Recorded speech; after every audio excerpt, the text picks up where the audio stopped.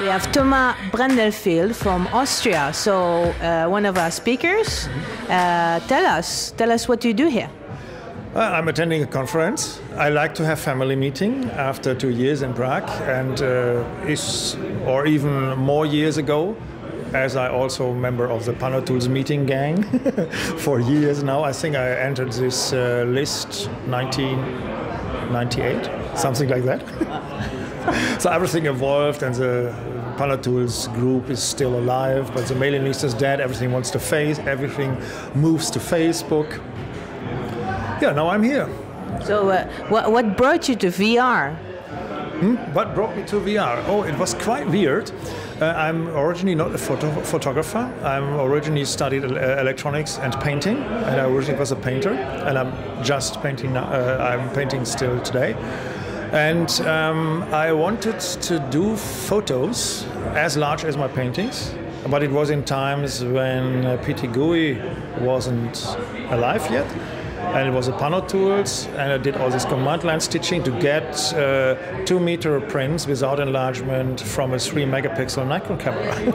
And that was my approach, and I knew QuickTime VR from doing virtual 3D environments for multimedia. It was in the times of CD-ROM. And the combination between Apple's QuickTime VR and Macromedia Director. That was my start, doing multimedia stuff, and for connecting artificial panoramas, I used Apple's QuickTime VR Studio, and so I got in contact with all these the early roots of IVRPA and Panoramic multimedia technologies at all, IPIX, Apple QuickTime, Java, and all this stuff. That was my entry point some time ago. Okay, we saw your speech yesterday. It was about stars. What brought you to shoot stars?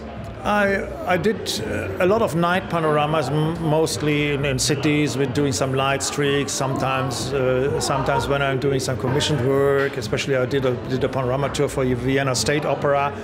And there was one shooting in front of the Opera House. It's a Ringstrasse, and it was absolutely amazing during the blue hour, and then doing additional light streak photography.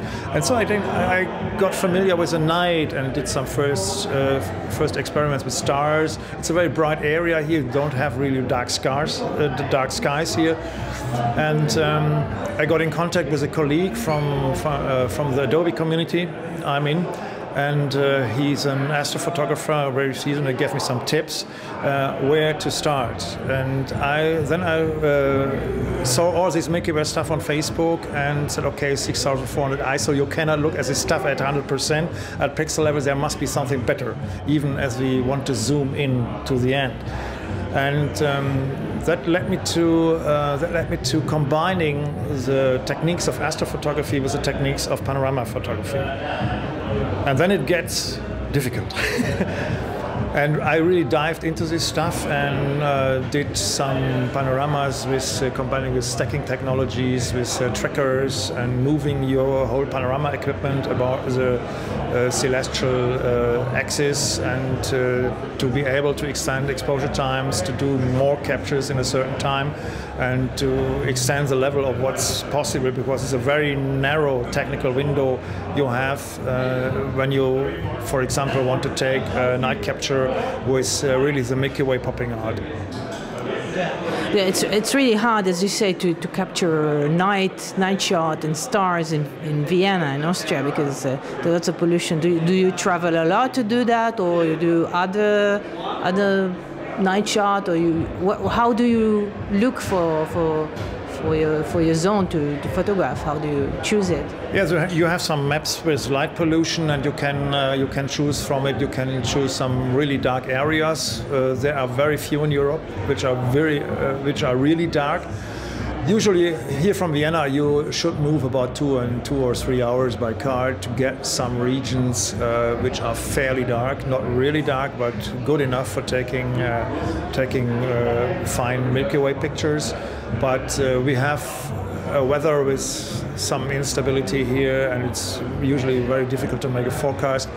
But then I like to travel. But sometimes you can get some nice stuff even within the city. We had some stars the day before yesterday in the vineyards. It was quite nice to do a little after-party shooting after our big workshop was cancelled due to weather.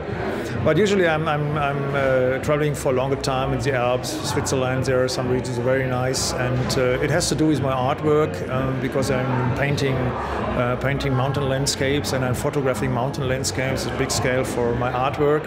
It has not very much to do with my panoramic, my professional panoramic work, but the techniques I used are similar, and I use the same tools for different stuff. What is the future of VR for? Yeah, VR is everything, and sometimes I say, okay, Facebook and Google and all the big companies now embracing VR. They in fact are working to build up the matrix. And for you, what does it mean for you? For me, it's a business. I like this. What I like most with VR is a combination between photography, between designing stuff, designing interaction, and bringing stuff to people in a way that goes far beyond what they had up to now, besides television, video, and photos. So it's a new dimension what's coming up now. You see it always when a new technology, new media technology pops up. There is. For the first years, only the medium is a message, and you see the first guys are getting hooked by this stuff is usually sports and porn, and then the people try to think about storytelling, and then it gets okay. But what can we really do with this stuff? And I think now, parallel to the technical development we see here in these days, here in Vienna, there's coming more and more awareness that you need a special way of storytelling, a way of directing movies with 360 content to get at least a little bit familiar with this stuff, because you need to think completely different in the creation process. That's what I got so far from all attempts to create VR content. Okay, this is very exciting. Thank you very much. You're welcome.